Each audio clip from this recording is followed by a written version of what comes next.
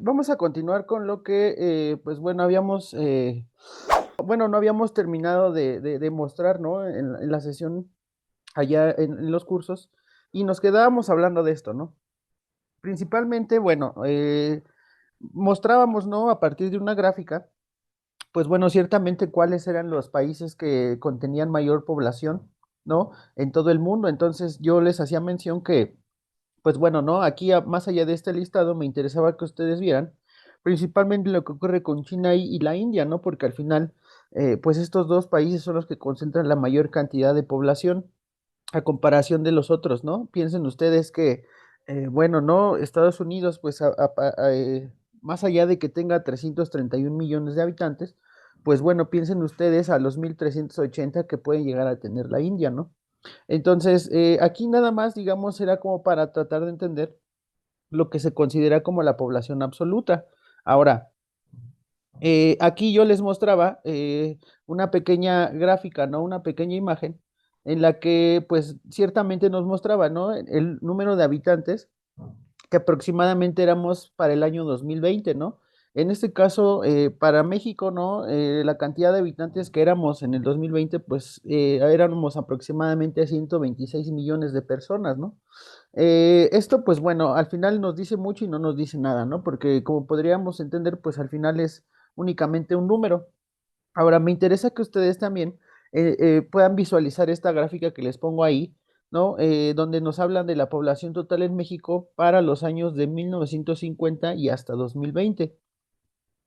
Entonces, es importante que aquí ustedes observen cómo ha ido escalando la población en México. Como ustedes pueden observar, pues claro, ha ido aumentando, pero ha ido aumentando de una manera progresiva, no de una manera, como de que de un censo de población al otro incrementó más del 30% de la población. Si ustedes se dan cuenta, como que la población en México ha ido creciendo de manera exponencial. Eso tiene que ver mucho con el control de la población, la concientización a la población de que no tengan muchos hijos o de las personas que continúen sus estudios y así varios factores, ¿no? Entonces, eh, la sesión pasada hablábamos, ¿no? Y mencionábamos, bueno, eh, cuando hablamos del concepto de la población en demografía, podemos entender que la población, pues sí, en general es el número de habitantes que se encuentran establecidos en una porción del territorio o en un espacio geográfico determinado. Pero cuando nosotros estamos hablando de población, hay que aprender a diferenciar, digamos, los entornos en los que se encuentra establecida la población. ¿A qué me refiero con esto? Pues bueno, ¿no? Aquí como ustedes lo pueden observar, pues bueno, ¿no? Digamos, esto es un poco nada más como para que podamos entender el concepto, porque posiblemente nosotros ya tenemos, cuando hablamos del espacio geográfico, nosotros decíamos, bueno, podemos entender que hay entornos naturales, hay entornos culturales, hay entornos políticos, ¿no? Pero si estos entornos nosotros los pudiésemos englobar en dos únicamente, que pudiera ser el espacio rural y el espacio urbano, bueno, aquí podríamos entender que entre uno y otro, pues bueno, las dinámicas sociales son totalmente diferentes. Y nada más por poner el caso para que ustedes lo tengan ahí anotado y también para que tengan en mente qué es lo que significa cuando nosotros hablamos de un espacio rural. Ahora piensen en esto. Dice, la población rural se dedica en su mayoría a la agricultura, a la ganadería y a la pesca, es decir, actividades primarias de la economía. Entonces, bueno, cuando hablamos de un espacio rural, pues sí, evidentemente necesitamos pensar en un espacio económico donde tenga que ver con las actividades primarias de la economía, es decir, la obtención directamente de los recursos, ¿no? La agricultura, como lo dice ahí, la ganadería o la pesca, ¿no? Ahora, es importante que ustedes recuerden esto también, ¿no? Los servicios que se ofrecen en un espacio rural son bien limitados y son mínimos a comparación, a comparación de cuando nos encontramos en un espacio urbano. Y esto es muy lógico porque recuerden, ¿no?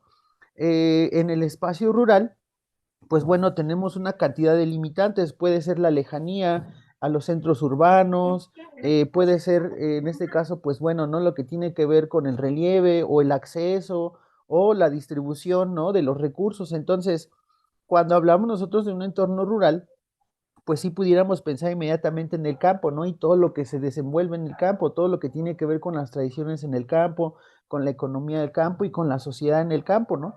Ahora, cuando nosotros hablamos ya precisamente de lo que tiene que ver con la población urbana, pues bueno, al final creo que con la población urbana es un poco más fácil que nosotros podamos entender a qué nos referimos en un ambiente urbano, porque nosotros ciertamente ya nos desarrollamos en un ambiente urbano.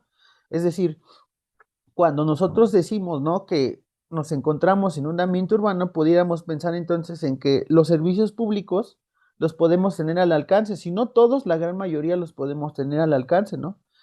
¿Cuáles pueden ser los servicios públicos? Pues piensen ustedes en la distribución del agua potable, piensen ustedes en las escuelas, en los servicios de salud, piensen ustedes en el servicio eléctrico, en el servicio de teléfono, en el servicio de pues el internet, etcétera, ¿no?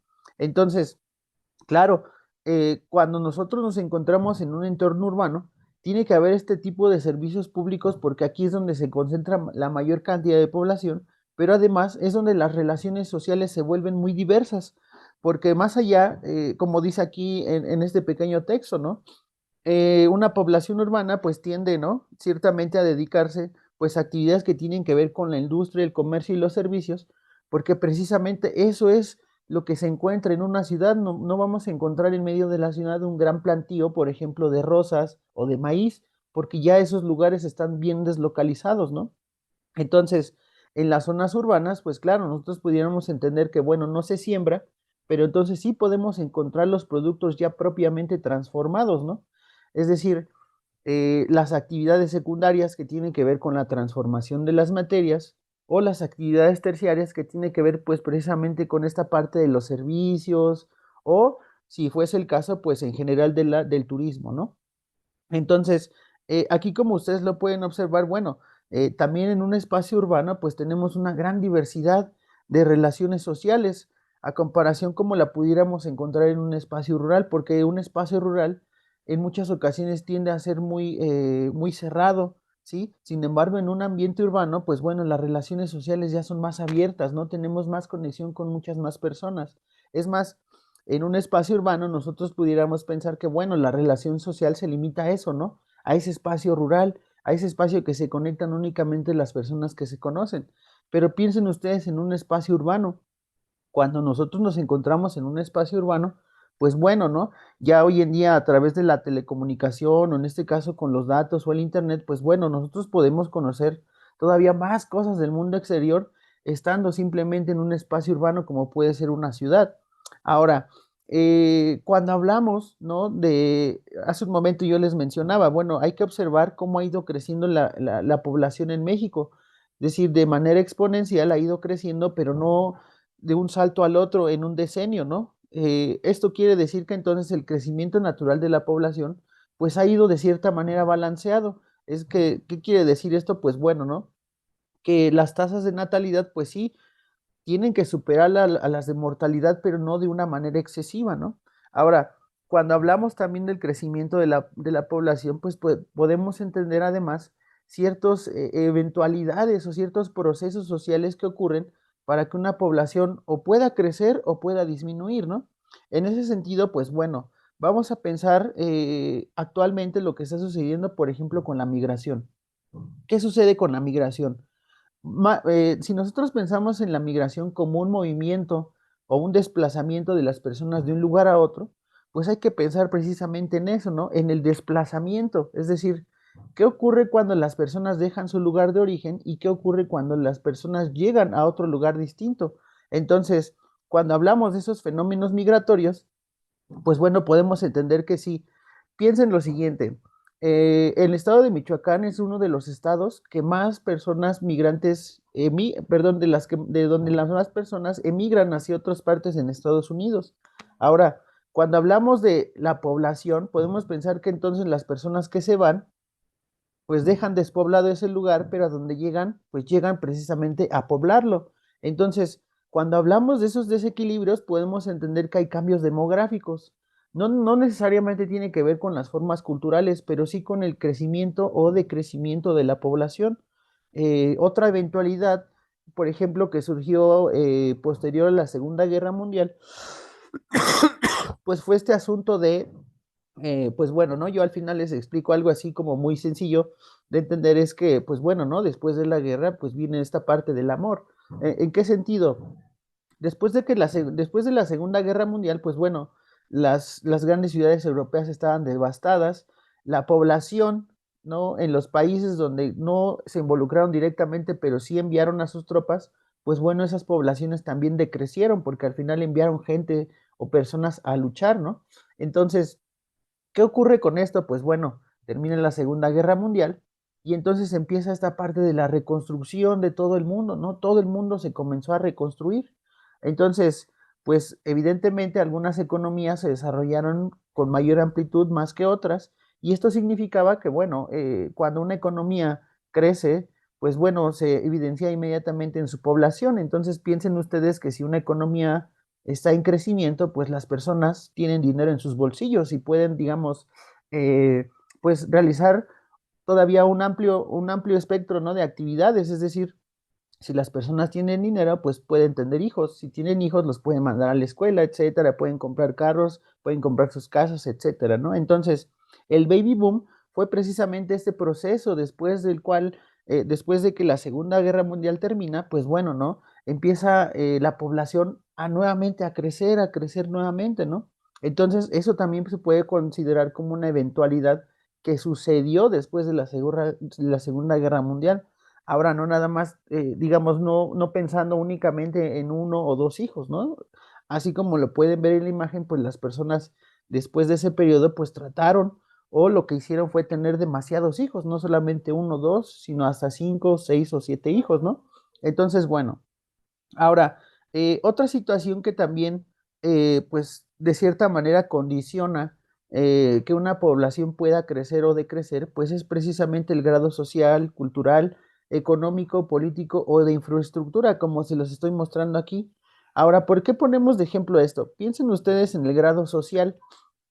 Si hablamos en un entorno en el que las personas de un país deciden estudiar desde que están en el kinder y hasta que terminen la universidad o hasta que concluyen sus estudios, pues las personas en ese proceso pierden el tiempo para no tener hijos, es decir, ellos se concentran más en estar desarrollando su nivel intelectual y no tanto así en estar pensando, digamos, como en tener hijos. Ahora, ¿por qué les digo este ejemplo? Porque hay países en los que ocurre esto que yo les menciono, donde estudian y prefieren no tener hijos, pero así como existen esos países, también los hay en los países en los que no estudian y prefieren tener hijos desde muy corta edad, ¿no? Eso también, pues piénsalo en otro sentido, si lo pensamos como en un sentido cultural, pues bueno, eh, hay religiones, ¿no? Si lo pensamos de esta manera, pues hay religiones en las que por cultura, pues deciden tener más de dos hijos, más de tres hijos, es decir, tienen muchos hijos, ¿no? O hay culturas en las que pues deciden solamente tener un hijo y hasta ahí se quedó, ¿no? Entonces, eso también condiciona pues el nivel de población que tienen en algún país. Ahora, si lo vamos por el lado económico, pues bueno, ahí ya nos encontramos con otra dificultad porque es muy fácil entender si no tienes dinero, pues no vas a poder mantener a sus hijos. Entonces se encuentran las limitantes, ¿no? Ya no crece la población porque no hay dinero, ¿sí? Ahora, si podemos verlo, digamos, ahora por la parte de un estado o en un ambiente político, pues pudieran pensar ustedes entonces en qué políticas públicas está haciendo el gobierno para tratar de controlar o acelerar la población, ¿no? Es decir, pues bueno, no sé, digamos, en un momento la Secretaría de Salud acudía a las secundarias, ¿no? Con los adolescentes, precisamente para que, bueno, ¿no? Se les pudiera dar una pequeña intervención o una pequeña plática acerca de lo que tiene que ver con, pues sí, la vida sexual de las personas, ¿no? Ahora hay que entender por qué en la secundaria, piensen ustedes que es cuando, pues digamos, en la adolescencia es cuando nos encontramos en un momento de transición, ¿no? Entre, pues sí, la adolescencia y la madurez, ¿no? Entonces, recuerden, ¿no? Pues tanto como hay cambios psicológicos como hay cambios también biológicos, entonces esto condiciona demasiado cómo ustedes van a vivir o cómo se vive la sexualidad en un país, ¿no? Qué tan permisible puede ser el gobierno para que tú puedas tener cinco hijos y qué tan permisible o qué políticas públicas debe hacer para que las personas tengan uno o dos hijos, ¿no? Y bueno, cuando hablamos de infraestructura física, lo que tiene que ver con las comunicaciones y el transporte, pues es, digamos, un poquito más complejo tratar de entenderlo ahí desde la parte de la población, porque al final piensen ustedes en la movilidad. Si no hay carreteras, pues ¿cómo vas a llevar a tu hijo a la escuela? Si están muy lejos o si no hay transporte, si no hay vías de comunicación, si no hay infraestructura, si no hay escuelas, pues dónde van a estudiar los pequeños, ¿no? Entonces, pues bueno, ¿no? Entre otras cosas, también tiene que ver con la diversidad cultural, ¿no? Y aquí hablamos, pues bueno, nuevamente de la migración, ¿no? Como fenómeno social, ¿no? Ahora, esta imagen que les muestro aquí, pues en esta imagen podremos entender lo siguiente, ¿no? Recuerden, cuando hablábamos de espacio geográfico decíamos, ¿no? Es que hay un espacio concreto ahí que nosotros vemos, lo podemos tocar, lo podemos percibir, como puede ser un edificio, un hospital, una escuela, su casa, ¿sí? Una clínica, etcétera, ¿no? Ahora, a ese espacio concreto es como la imagen que yo les estoy mostrando. Ahí ustedes pueden observar del lado izquierdo la zona metropolitana del Valle de México, cómo fue creciendo o cómo se fue expandiendo desde 1950 hasta 2010. Y vean ustedes la manera en que ha ido creciendo objetivamente, concretamente la ciudad, ¿no? Bueno, al final ustedes se pueden dar cuenta, de pronto cuando van, pues por ejemplo, al centro o cuando van de viaje, salen ustedes hacia la ciudad, pues de pronto van a ver ustedes que ya están haciendo nuevos edificios o que están haciendo nuevos departamentos, ¿no? Entonces ahí nosotros ya podemos ver el crecimiento propiamente de la ciudad, aunque también si ustedes se dan cuenta, pues muchas veces todos esos edificios o algunos están deshabitados, ¿no? Porque lo que quieren ya las personas es que nuevamente se vuelva a concentrar en las grandes ciudades, ¿no? La población. Y bueno, del lado derecho también les muestra ahí una pequeña imagen, ¿no? De lo que ocurre también en la ciudad de Monterrey, ¿no? Desde 1950 también hasta el año 2005, ¿no? Entonces, bueno, son casos bien diferentes porque, bueno, la ciudad de Monterrey tuvo una, digamos, una etapa histórica en la que, pues bueno, ¿no? Al ser una ciudad de desarrollo industrial, pues bueno, creció de manera más rápida, ¿no? Y la Ciudad de México, o más precisamente el área metropolitana, pues también, ¿no? Por cuestiones históricas, pues hemos visto cómo se ha ido desarrollando, ¿no? La ciudad, pues de una manera objetiva, de una manera concreta. Ahora, ¿cómo lo podemos observar nosotros a través de la población? Yo aquí les pongo una serie de pirámides de población. Ahora, estas pirámides de población, ¿para qué nos sirven? Bueno, si ustedes lo pueden observar, estas pirámides de población lo único que nos muestran son tres variables, es decir, nos están hablando de cuántas mujeres hay, cuántos hombres hay, pero además nos dicen de qué edades son, ¿sí? Entonces, como ustedes pueden observar, pues bueno, nosotros podemos encontrar tres tipos de pirámides, ¿no? Una pirámide, ¿no? A la que le podemos llamar pirámide triangular o pirámide progresiva. Esta pirámide, ¿qué nos quiere decir? Bueno, como ustedes lo pueden observar, la parte de la base, pues bueno, se supone que es, digamos, comienzan las edades desde cero y conforme vamos ascendiendo en la pirámide, pues bueno, nos encontramos a las personas adultas, adultas mayores y bueno, ya al final los ancianos, ¿no? Entonces, ¿qué pasa con estas pirámides poblacionales? Si ustedes pueden observar, la pirámide triangular tiene una base muy amplia, quiere decir entonces que hay muchos niños, hay muchos pequeños. Si ustedes lo pueden ver, dice ahí, en un rango de 0 a 4 años, pues bueno, ¿no? Casi el 8% de la población es de niños y de niñas, ¿no? Ya sea hombres y mujeres. Entonces, este tipo de pirámides poblacionales, por lo regular, pertenecen a los países que están en vías de desarrollo, porque estos países tienen muchísima natalidad, es decir, en estos países hay muchísimos nacimientos de niños en un año, más que en otros países, ahí crecen mucho los niños, hay muchos niños cada año naciendo y naciendo y naciendo. Particularmente, bueno, ¿no? Podemos pensar en un país de África, podemos pensar tal vez en algún país de Centroamérica, ¿no? Donde veamos, pues sí, como ustedes lo pueden ver en esa pirámide, hay muchos niños, pero también hay muy pocos adultos, ¿no? Entonces, aquí esta pirámide de población, pues sí, ¿no? Podemos observar, ¿no? Ahí ya les dibujo, digamos, cierta manera como un triángulo, ¿no? Porque es, digamos, esta parte, ¿no? Ahora, en la segunda imagen, bueno, en la que está en el centro, dice ahí que es una pirámide estacionaria o de campana.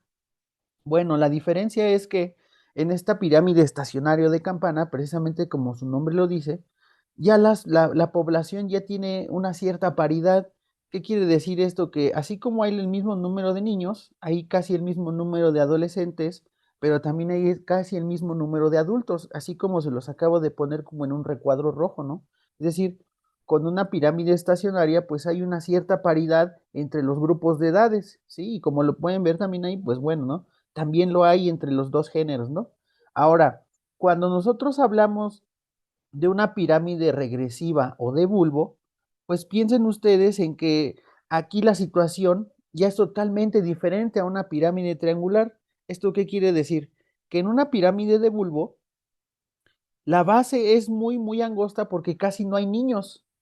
Y si ustedes pueden observar, digamos, en el rango entre los 50 y los 59 años, hay muchos. ¿Qué quiere decir esto? Que posiblemente la población, pues de pronto ya decidió no tener más hijos y entonces hay muchos adultos, hay muchas personas envejecidas, pero hay muy pocos niños. Ahora, estas pirámides de población son muy representativas de los países desarrollados. Entonces, para el caso, me interesa que ustedes observen lo siguiente. En cualquiera de las tres imágenes que ustedes están viendo ahí, pues bueno, al final, si ustedes pueden observar, dice ahí, ¿no? La primera imagen dice ahí la República Popular de China para el año de 1970. Y después en el centro dice la República Popular de China para 1995. Quiere decir que ya pasaron 25 años. Ahora, si nosotros observamos para la que sigue, ¿no? De la República Popular de China, pues también ya pasaron otros 25 años. Ahora, quiero que por favor pongan atención en lo siguiente. Cuando en la República Popular de China vamos a pensar en estos niños que les estoy poniendo en el recuadro de 0 a 4 años. Cuando esos niños nacieron, pues había muchísimos niños porque seguramente para el año 1970 China les permitía a los adolescentes y a los adultos tener la cantidad que quisieran de hijos, la que quisieran, ¿no? Entonces la población se empezó a incrementar demasiado. Ahora, vamos por favor aquí, observen en la gráfica que dice de 1995. ¿Qué pasó? Pues esos niños que en el 70 nacieron, para el 95 ya tienen de 25 a 29 años. Y quiero que observen ustedes la diferencia entre los de 25 y 29 años de 1995 a los de 1970. Ustedes pueden encontrar un patrón. ¿Qué quiere decir eso? Que en 1970 las personas de 25 años tenían muchos y muchos, muchos hijos, ¿sí? Pero para el año 1995, esos niños que ahora ya son adultos decidieron ya no tener tantos hijos, porque si ustedes pueden observar, la pirámide ya se está, digamos, teniendo cierta paridad entre los grupos de edades. Ahora, ¿qué pasa cuando esos niños que en el 95 tenían 25 años, para el año 2020 ya tienen 50 años?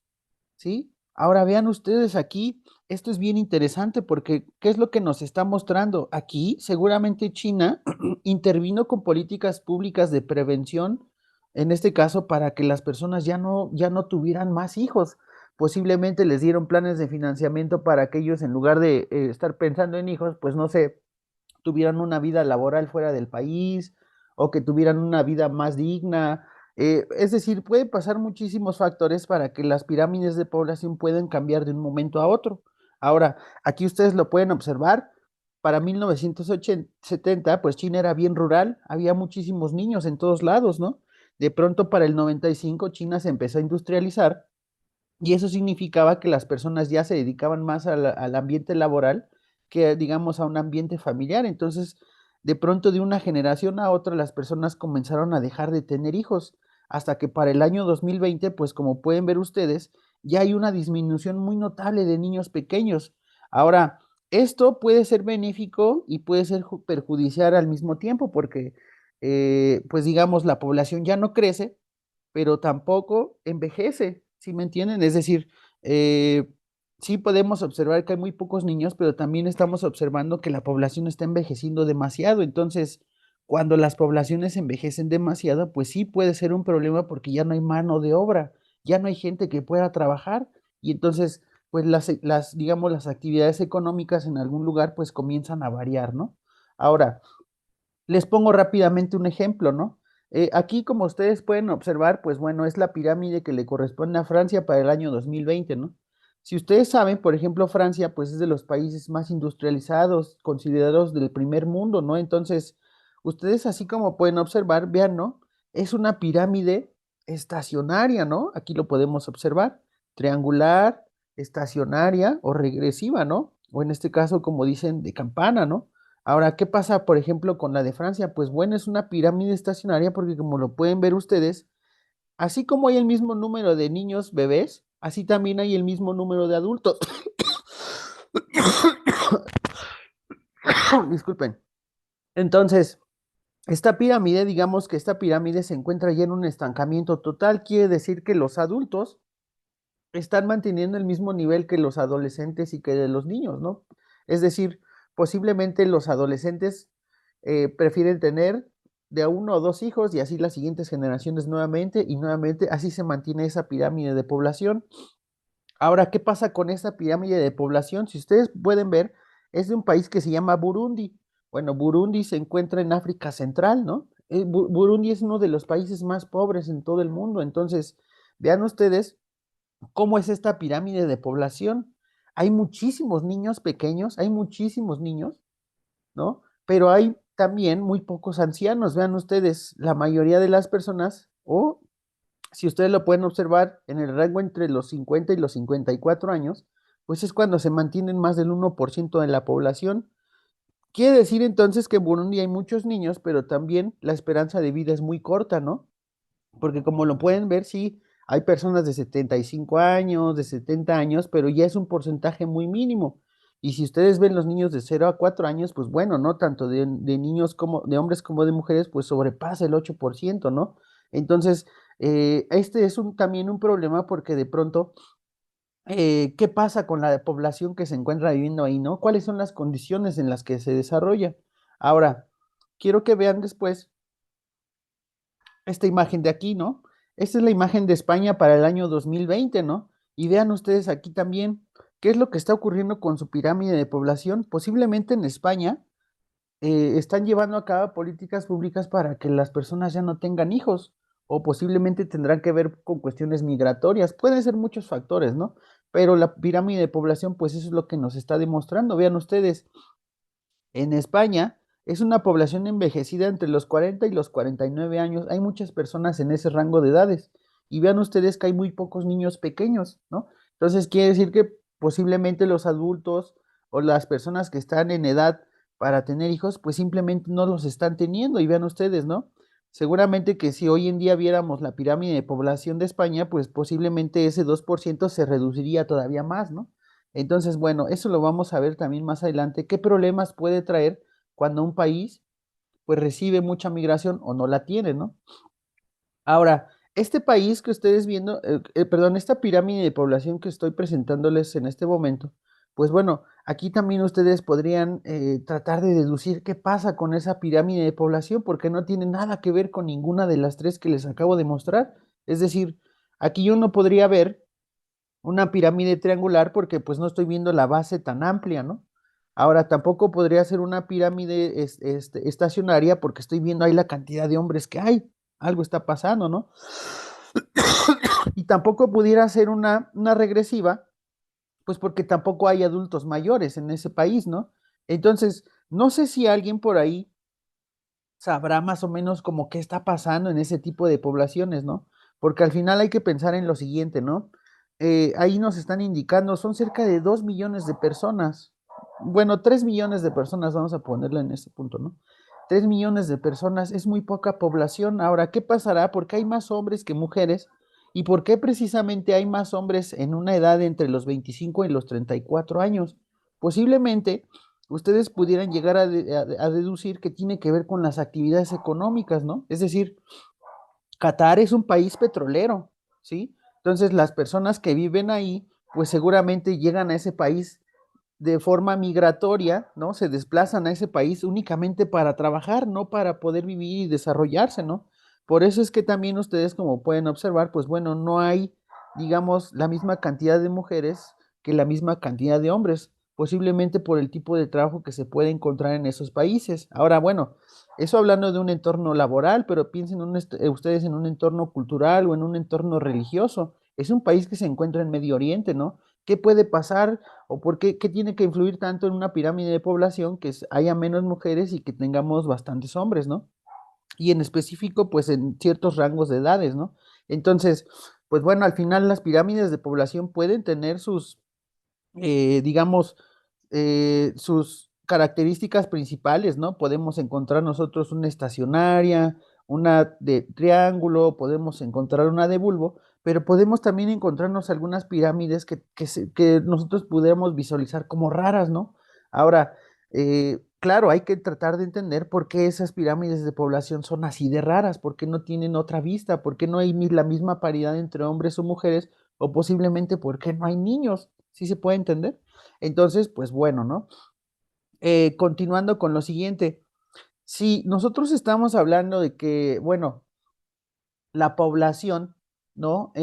Puede llegar a tener eventualidades para que pueda llegar a crecer o a decrecer, pues, en diversas situaciones, hay que pensar en los problemas que esto genera, ¿sí? Porque al final, hoy en día, pues bueno, ¿no? Esa imagen que yo les pongo ahí de la contaminación, pues bueno, no es, digamos, una imagen desde el norte tomada hacia el sur de la ciudad, donde ustedes pueden observar ahí ese pequeño volcán que se ve, pues es el Ajusco. Y como lo pueden ver ustedes, pues bueno, el Ajusco en algún momento tuvo nieve, ¿no? Tuvo zonas gélidas, pues en las partes más altas, ¿no? En la cumbre más alta. Entonces, esto más allá de que lo podamos entender como el cambio climático, piensen ustedes como la cantidad de contaminación que se está generando, pues a tal grado de que la ciudad ya está considerándose como un hotspot, ¿no? Es decir, como un punto caliente donde pues la contaminación se genera con mucha intensidad, ¿no? Y que además es de las ciudades más pobladas aquí en México, ¿no? Entonces, bueno, ese es un problema que se genera cuando hay muchísima población o cuando la población y la migración están, digamos, en constante relación, ¿no? La contaminación. Ahora, cuando hablamos de contaminación, pues piensen en cualquier tipo de contaminación. Contaminación atmosférica, contaminación hídrica, contaminación del suelo, etcétera, ¿no? Ahora, cuando la población se empieza a establecer en las ciudades, pues piensen ustedes que, bueno, hace un momento hablábamos de los espacios rurales y los espacios urbanos.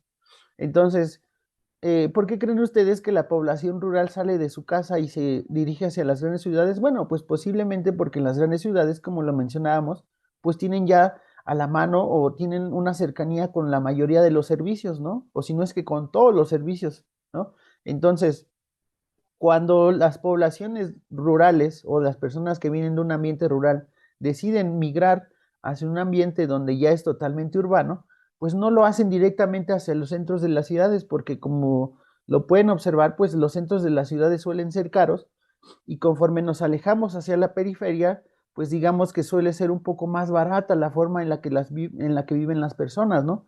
Ahora, cuando hablamos de cinturones de miseria, pues precisamente eso es lo que se forma, ¿no? Los cinturones de miseria se forman en las periferias de las ciudades, porque al final ahí es donde apenas se está haciendo el contacto entre la vida rural y la vida urbana. Es decir, como lo pueden ver en la imagen, no hay calles pavimentadas. Si no hay calles pavimentadas, seguramente tampoco hay drenaje. Si no hay drenaje, seguramente tampoco hay agua potable. Ustedes como pueden ver ahí, pues bueno, ¿no? Seguramente la luz, pues ahí la están jalando como pueden. El espacio donde están destinando para construir sus casas en muchas ocasiones es ilegal, no es destinado para eso. Entonces, los cinturones de miseria, pues bueno, sí, son producto del crecimiento de la población, pero también de la migración. Ahora, cuando hablamos también de otros de los problemas que aquejan cuando las ciudades comienzan a crecer, no necesariamente de una manera desmedida, sino una manera descontrolada, vamos a llamarle así, puede ser también esto de la delincuencia.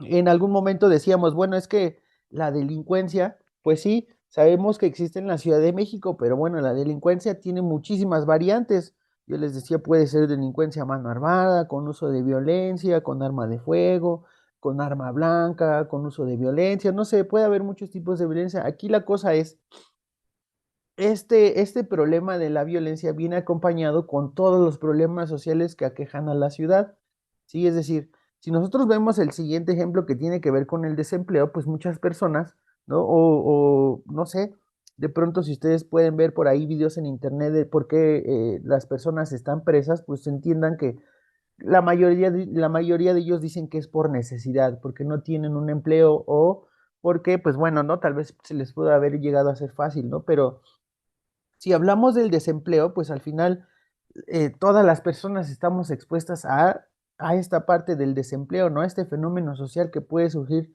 por tantas personas que hay en la ciudad, ¿no?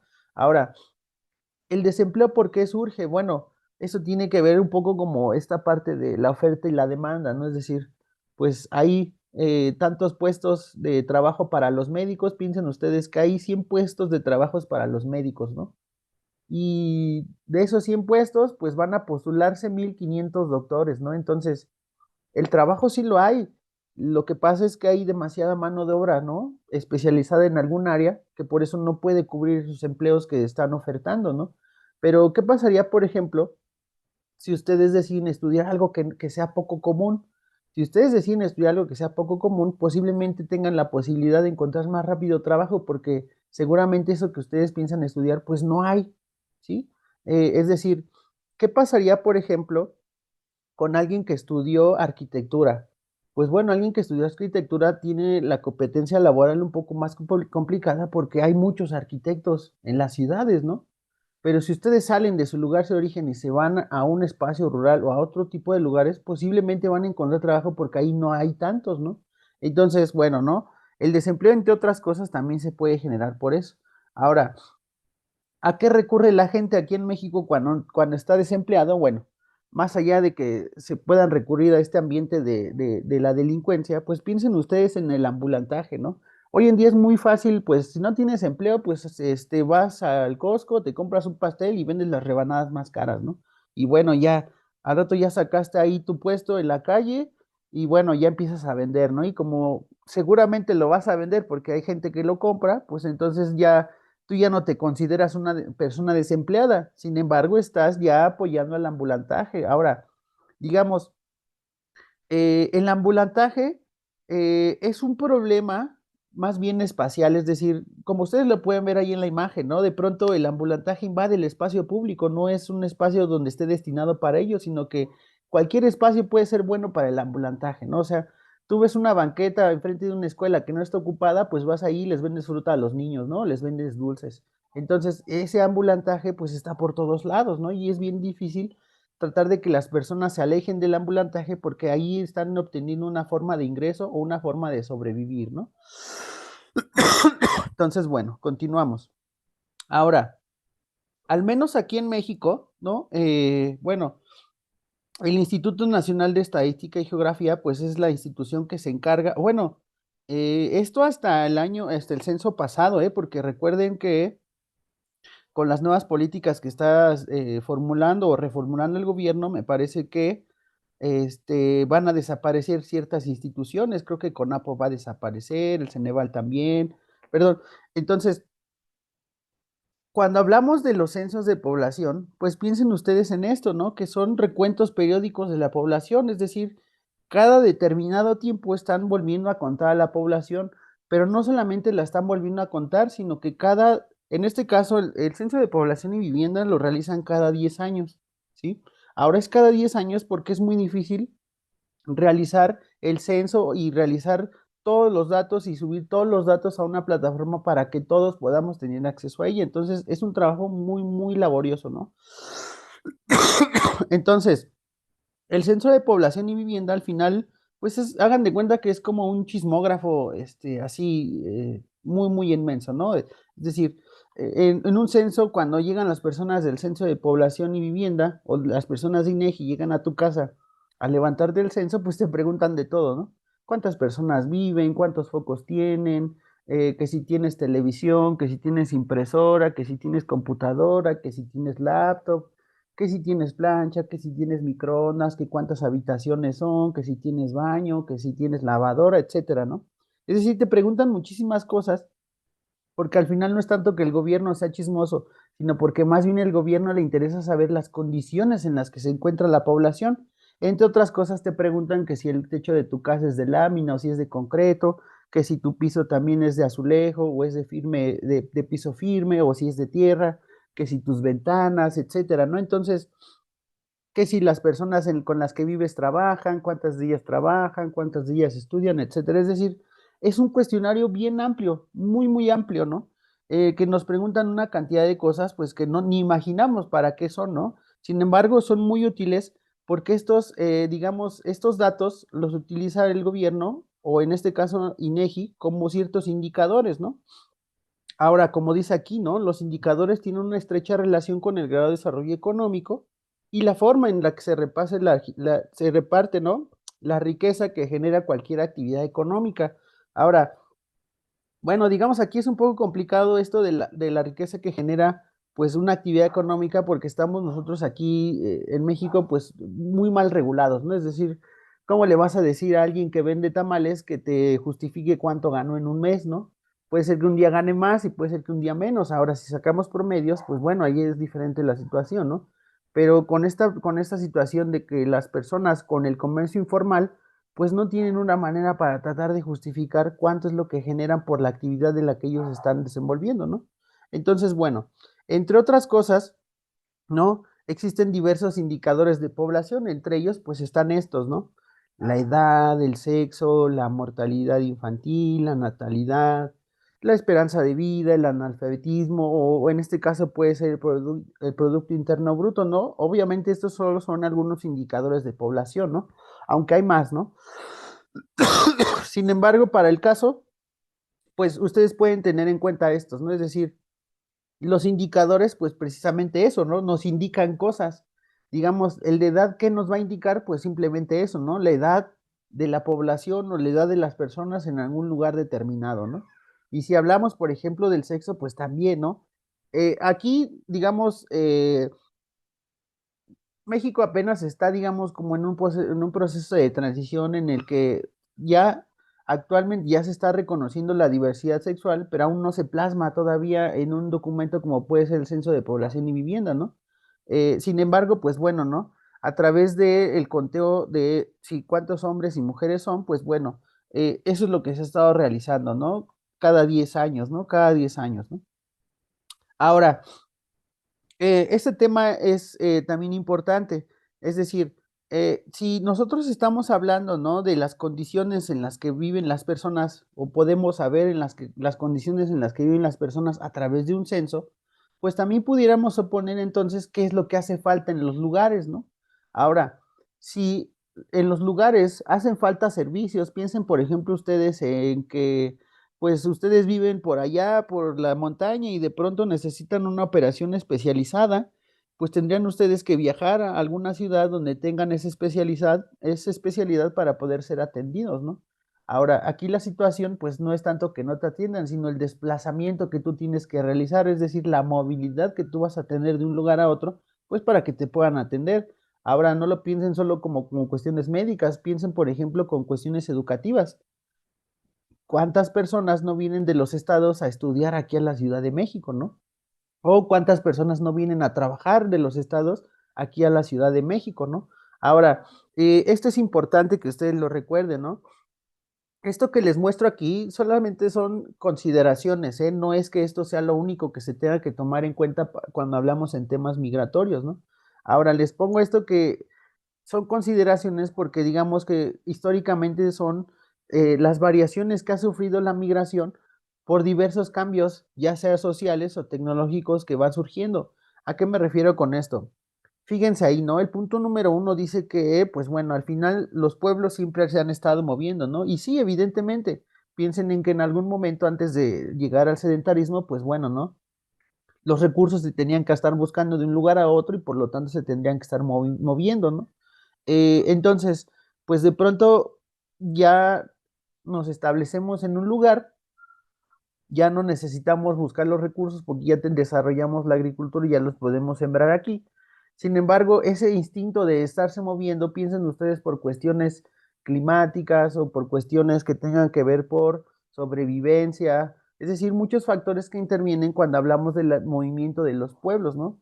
Ahora, cuando hablamos de que el siglo XXI tiene que ver pues casi con todo lo relacionado con el tema migratorio, pues piensen en eso, ¿no? ¿Qué pasa con los transportes? Bueno, al final los transportes fue un gran desarrollo porque los transportes permitieron que las personas se pudieran desplazar a más distancias y en menor tiempo, ¿sí? Ya no era tan complicado poder llegar, por ejemplo, de aquí al Zócalo. Pues no, porque ya en el Zócalo, pues ya si tú agarrabas tu bicicleta, posiblemente tardabas mucho tiempo, pero ya con el desarrollo del automóvil, pues ya es más rápido que tú llegues. O piensen, por ejemplo, en el desarrollo de los transportes marítimos, ¿no? Hoy en día, la mayor cantidad de productos, ¿no? A nivel mundial que se trasladan de un lugar a otro, pues es por vía marítima, ¿no? No es por avión, es por vía marítima, ¿no? Entonces, pues bueno, ahí podemos entender esta parte del desarrollo de los transportes. Cuando hablamos este tema de las comunicaciones, pues piensen ustedes en eso, ¿no? Hoy ustedes pueden de pronto agarrar su celular y pueden ver, buscarle ahí en el Facebook y ya les salen noticias de Rusia, ya les salen noticias de Europa, ya les salen noticias de lo que sucedió en África, ya les salen noticias de lo que sucedió en Centroamérica, etcétera, ¿no? Entonces, eso, pues, digamos que tiene que ver con la migración porque al final tú ya puedes conocer desde antes cómo se encuentra el lugar al que vas a ir. No necesariamente tiene que ser una migración de manera forzada, pero si tú lo piensas, pues a lo mejor en Semana Santa te quieres ir a Acapulco a pasear, pues tú te vas a buscar en las noticias pues, si está tranquilo o si está feo para que tú puedas ir a ese lugar, ¿no? Entonces, bueno, el desarrollo de las comunicaciones es bien importante. Ahora dice aquí, ¿no? La creciente brecha entre países ricos y pobres, y aquí ya viene una situación más compleja. ¿Por qué? Porque si ustedes lo pueden observar en las noticias, últimamente ha estado esta parte de las migraciones masivas, ¿no? Las grandes migraciones de grandes grupos de personas de un lugar a otro. Ahora, ya podemos nosotros mencionar, ya no decir de un lugar a otro, ya podemos decir de Centroamérica a Estados Unidos, ¿no? Ahora, bueno, ese es el patrón que se ha estado siguiendo. Pero ¿qué pasa hoy en día con las actuales imposiciones migratorias que están poniendo Estados Unidos? ¿No? Es decir, bueno, Estados Unidos es un país rico, Centroamérica tiene países muy empobrecidos, ¿no? Entonces, pues claro que su población quiere buscar los lugares donde se encuentra el dinero, donde se encuentra la concentración de la riqueza, pues para poder trabajar y para poder sacar a su familia adelante, ¿no? Entonces, bueno, después dice ahí, la creciente brecha demográfica. Y esta es una característica que también la podemos observar, digamos, más adelante, ¿no? Con el temario. ¿Esto qué quiere decir? Nos daremos cuenta después que los países que son pobres o que tienen deficiencia económica suelen ser los que más personas tienen, ¿sí? Y los que tienen una población muy envejecida o los que tienen muy poca población, pues en algunos casos suelen ser los países que tienen un grado de desarrollo más amplio, ¿no? Entonces, pues bueno, ahí nosotros vamos observando este asunto. Después dice, ¿no? La movilidad de los factores como un motor de crecimiento económico. ¿Qué quiere decir eso? A ver, piensen ustedes en esta empresa de Volkswagen, ¿no? Es que les digo siempre este ejemplo porque es como la manera como más fácil que podemos entenderlo, ¿no? Piensen ustedes en la empresa Volkswagen. La empresa de Volkswagen, esta de los vehículos, pues al final esta empresa es de Alemania, ¿sí? Ahora, Alemania en algún momento sí pudo soportar toda la producción porque todos los recursos los tenía cerca y entonces los producía en Alemania y se los vendía a los europeos. De pronto se dan cuenta que el mercado americano de todos, piensen el americano, piensa en todo el continente, no nada más los Estados Unidos.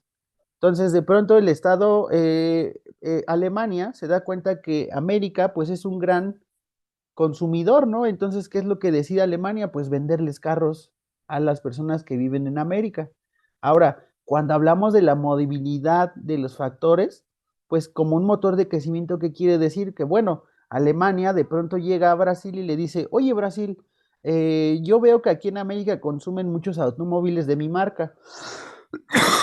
¿Cómo ves si aquí hago una fábrica de automóviles Volkswagen? Y Brasil le dice, bueno, ok, vamos a hacer aquí la fábrica. Yo aquí también soy productor de metales, de hierro. Pues ya no vas a tener problema en traer el hierro de otros lados. Yo también te lo puedo proporcionar. Y entonces, esa movilidad de ese factor ya lo vimos. Ya no se producen solamente los automóviles en Alemania, ahora se producen en Brasil.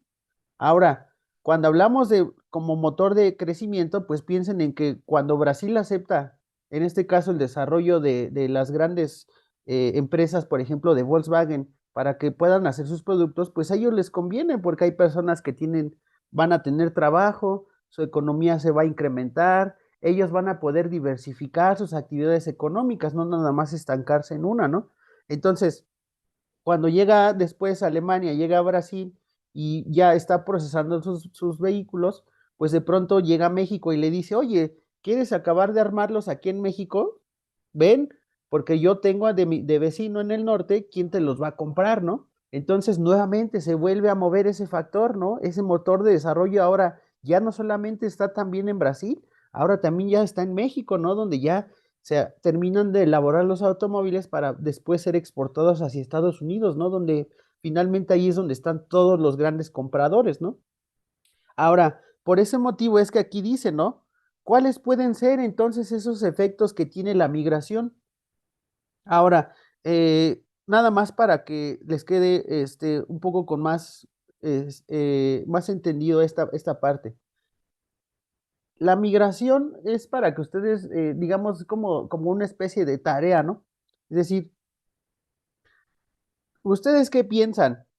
¿La migración es buena o es mala, no? Es decir, digamos, ¿qué es lo que está pasando hoy en día con esta parte de Donald Trump y con los migrantes, ¿no? Al final, ¿qué es lo que dicen los estadounidenses? Pues es que vienen los mexicanos y nos quitan nuestros trabajos.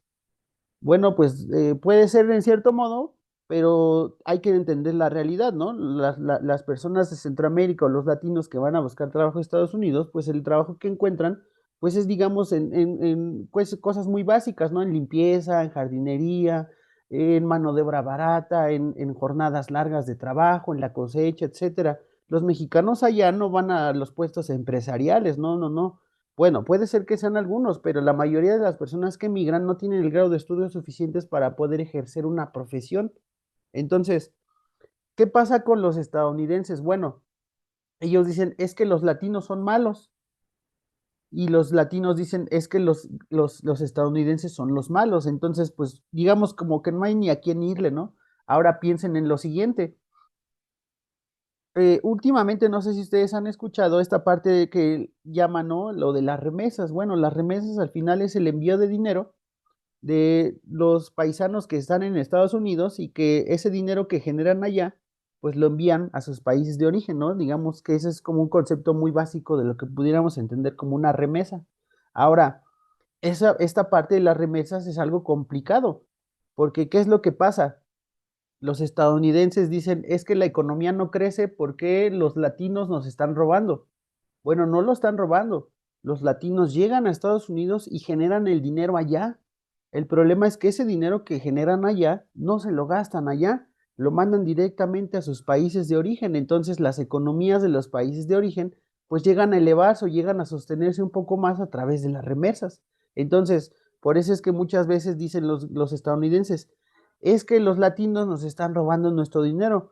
Al final no se los están robando porque se lo están ganando, lo están trabajando. Que no se lo quieran gastar allá en su país, pues bueno, ya es otra situación bien diferente, ¿no? Entonces, por eso hablamos esto de que los efectos disruptivos de la migración, ¿no? ¿Es buena la migración? ¿Es mala? ¿Es compleja? ¿Es muy complicada? Pues eso tendríamos que entenderlo, pero ya, digamos, eso ya es algo como a más profundidad, ¿no? Y bueno, aquí les pongo únicamente digamos, eh, para que ustedes entiendan, digamos, la definición, ¿no? Porque al final la migración, así, migración, es el movimiento o el desplazamiento de las personas de un lugar a otro. Esa es la forma más fácil de entenderlo, ¿no? Pero a veces las personas suelen usar otros conceptos, ¿no? Como puede ser el de emigración e inmigración. Entonces, pues bueno, aquí yo les pongo la diferencia, ¿no? La inmigración es cuando tú sales de tu lugar de origen y te vas a otro lugar, ¿no? Y la inmigración es cuando tú llegas desde otra parte, ¿no? Entonces, pues, digamos, es un poco asociándolo como las exportaciones, que quiere decir que sacas, e importaciones, que quiere decir que traes, ¿no? Pues es lo mismo. Emigración que tú te vas, inmigración es que tú llegas, ¿no? Entonces, pues bueno. Y bueno, nada más aquí para que quede un poco más clara esta situación, ¿no? Digamos, nada más esta parte de la migración, pues es el proceso de trasladarse de un lugar a otro, ¿no? Sin embargo, no a todas las personas que realizan ese movimiento o a todas las personas que vemos en una situación como esta se les puede llamar migrantes, porque hay personas que ya nacieron en los lugares de origen y visualmente pudiéramos considerar que sí son migrantes, pero lógicamente ya no lo son porque ellos ya nacieron allá. Yo aquí nada más de una forma muy sencilla les pongo ahí en la imagen del centro pues unos chicanos, ¿no? Es decir, Piensen ustedes en que hay personas en Estados Unidos que ya llevan allá, no sé, piensen ustedes que llevan allá 30 años, 40 años y que allá ellos ya tuvieron hijos. Entonces, sus hijos de las personas de allá, pues ellos ya no se consideran migrantes porque ellos ya nacieron allá, ellos ya son totalmente estadounidenses, ¿no?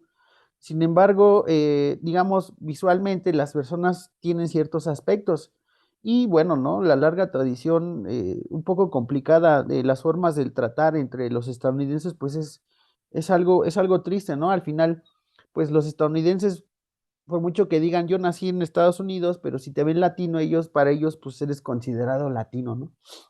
Entonces, es algo bien complejo, ¿no? Esta parte de la migración. Eh, y ya por último, ¿no? Aquí les muestro nada más una pequeña gráfica donde nos están indicando, pues sí, eh, esta parte de los migrantes en el mundo, ¿no? Y vean esta parte, ¿no? Dice, los Estados Unidos de América mantuvieron el primer lugar entre los países de destino, ¿no? Quiere decir que todas las personas migrantes en el mundo, o si no es que la mayoría, pretenden llegar a Estados Unidos, porque en Estados Unidos seguramente ahí se encuentra el dinero, ahí se encuentra el trabajo, ahí se encuentran las oportunidades, ¿no? Entonces, pues bueno, ¿no? Vean ustedes, ¿no? Casi 50 millones de migrantes internacionales, ¿no? Ahora, esto también es algo como para pensarse, ¿no? En esta gráfica que les pongo ahí dice el origen de los migrantes internacionales, ¿no? Entonces vean ustedes que México es el segundo país que más migrantes tiene en todo el mundo, ¿no? Quiere decir que hay muchas personas mexicanas en todo el mundo, ¿no? No nada más en Estados Unidos. Hay muchísimas personas mexicanas regadas en cualquier parte del mundo, ¿no? Somos el segundo país que más migrantes exporta a nivel mundial, ¿no? Entonces, bueno, algo aquí relevante, pues es esto, ¿no? De la paridad que podemos encontrar entre los hombres y las mujeres cuando hablamos en términos migratorios, porque eso ya es actualmente. Anteriormente lo que se pensaba es que los que migraban eran los hombres y las mujeres se quedaban en casa, pues digamos, a continuar con las actividades, ¿no? Y los hombres eran quienes tenían que salir, pues sí, precisamente a buscar empleo y para que pudiera sobrevivir su familia, ¿no? Ya como vemos hoy en día la tendencia, pues ya no nada más tiene que ver con los hombres, ya también las mujeres, y si no es que las mujeres con sus hijos también, pues bueno, ya también están realizando este movimiento migratorio, que evidentemente pues no es nada fácil, ¿no? Porque si hablamos de personas que van en un entorno irregular, pues bueno, pueden llegar a sufrir pues todavía más consecuencias o más daños que una persona que se va o que migra pues de una forma regular, ¿no? Es decir, con papeles, ¿no? Entonces, pues bueno, no sé, ¿alguien tiene alguna duda hasta aquí? Digo, esta parte es lo que les mencionaba en las remesas, ¿no? Es decir, aquí ustedes están viendo, ¿no? Eso también sería un dato ahí para que ustedes lo tuvieran en sus notas, ¿no? Dice ahí principales países receptores de remesas, es decir, ¿a dónde llegan las remesas de todo el mundo? O sea, ¿de dónde llega el dinero que envían los migrantes? ¿A dónde llegan? Pues bueno, ¿no? Llegan a la India, llegan a China y llegan a México, ¿no? Piensen en eso. Ahora, ese dinero que llega a esos países, ¿de dónde sale? Pues bueno, sale de Estados Unidos, sale de los Emiratos Árabes y de Arabia Saudita, ¿no? Entonces, pues piensen ustedes que, pues sí, hay una cierta dinámica económica a partir de una cuestión social, como puede ser la migración, ¿no? Entonces, esto tiene que ver muchísimo hoy en día, pues, con estas políticas públicas que, pues, están llevando a cabo Estados Unidos, ¿no? Es decir, los impuestos, los aranceles, ¿no? Eso lo vamos a ver también más adelante, pero pues bueno, al final no es tan fácil así como se está planteando la situación, ¿no? Y pues bueno, no sé, ¿alguien tendrá alguna duda hasta aquí? Bueno, no sé por ahí si alguien tiene algún comentario o alguna duda. Digo, estos al final son datos, ¿no? Que les quiero mostrar acerca de lo que tiene que ver con la migración, ¿no? Y pues más precisamente esta parte, ¿no? De a quienes podemos considerar como personas o migrantes irregulares, ¿no? Porque bueno, hay diferentes situaciones, es decir, hay personas que entran, por ejemplo, a Estados Unidos con su visa, ¿no? De trabajo de 4 meses. La cuestión aquí es que las personas que entran con la visa de 4 meses, cuando se les caduca, pues ellos no se regresan, se quedan allá. Entonces, esa decisión de quedarse allá, pues involucra muchísimos aspectos, porque si tú te quedas ahí en Estados Unidos y tu visa de trabajo ya caducó, pues tú ya te encuentras en ese país de forma irregular. Entonces, si tú estás en un país de forma irregular, pues ya no tienes los mismos derechos que tienes como si hubieras entrado de forma regular a un país, ¿no? O una forma regulada, vamos a llamarlo así, ¿no? Entonces, esto provoca diferentes escenarios, o en este caso, como habríamos mencionado, esto provoca diferentes espacios geográficos, ¿no? Uno de estos espacios, pues, es lo que son las llamadas las ciudades santuario, ¿no? Las ciudades santuario, pues, son aquellas ciudades en las que a los migrantes, pues, digamos que no es que les dejen vivir con total libertad, pero no son tan buscados en esas ciudades, ¿no? Les permiten que desarrollen su vida porque saben que en esas ciudades, pues, bueno, son un aporte esencial para la economía, ¿no? Hay que entender también esta parte de cómo se gobierna en Estados Unidos, ¿no? Es decir, por mucho que el presidente diga un decreto de que todos los migrantes tienen que ser retirados del país, pues bueno, ahí en Estados Unidos los estados, ¿no? Los propios estados o los diferentes estados dentro de los Estados Unidos, ellos pueden decidir si le hacen caso o no a las políticas que el presidente les está enviando, ¿no? Entonces, pues bueno, al final en ese sentido, las ciudades santuario, pues precisamente son eso, ¿no? Como donde las personas migrantes irregulares, pues van como a refugiarse porque sienten ahí que sus derechos no pueden ser violentados como en otras partes de Estados Unidos, ¿no? Entonces, pues bueno, y bueno, esto al final, pues nos lleva a tratar de entender que sí, con esta parte de la migración, pues bueno, ya nos encontramos, sí, sí, entiendo esta parte, como me dices, Jesús, de que un migrante puede apoyar a la economía, ¿no? Sin embargo, ¿qué pasaría si, pensando, digamos, como lo son en Estados Unidos, pues bueno, ellos al final apoyan la economía trabajando, pero ese dinero que generan allá no se lo gastan allá, lo envían de regreso. Entonces, digamos que en los datos económicos, pues los estadounidenses no están generando más porque digamos eso puede considerarse como digamos como una fuga de dinero, ¿no? Es decir, se está generando allá, pero no se está utilizando allá, lo estamos enviando a otros lados. Ahora, ese dinero que se piensa que se puede generar allá y se puede utilizar allá, pues bueno, al final no se está haciendo. Entonces ellos de pronto reclaman mucho que no crece la economía porque el dinero se está yendo a otras partes, ¿no? Pero bueno, ahí digamos socialmente no se puede hacer nada, ¿no? Porque es decisión de los propios migrantes, pues si ellos se quieren gastar su dinero allá o si lo quieren enviar de vuelta a sus familias, ¿no? Entonces sí, te agradezco el comentario. Y bueno, ¿no? Lo que les decía, ¿no? Esta parte de la diversidad ya cultural que podemos encontrar en diferentes lugares, pues precisamente por este tema de la migración, ¿no? Porque al final, eh, cuando las personas migran, pues es que migran, pero no migran, digamos, como a personas o como individuos, sino que se llevan con todo lo que tiene que ver con su identidad, ¿no? Se llevan su cultura, se llevan sus maneras de hacer las cosas, se llevan sus comportamientos, se llevan sus maneras de socializar, etcétera, ¿no? No es que nada más viajen como personas, sino como que todo el conjunto de lo que tiene que ver con su identidad, ¿no? Entonces, esta gran diversidad, pues sí, provoca diferentes espacios, provoca diferentes formas de pensamiento, y al final, pues bueno, creo que eso sí enriquece más todavía, ¿no? Digamos, esta parte cultural, ¿no? Que tiene que ver con las representaciones, con las relaciones, con la naturaleza, etcétera, ¿no? Entonces, pues bueno, no sé si aquí, hasta aquí alguien tiene alguna duda. Si no es así, pues bueno, terminaríamos con la sesión del día de hoy aquí.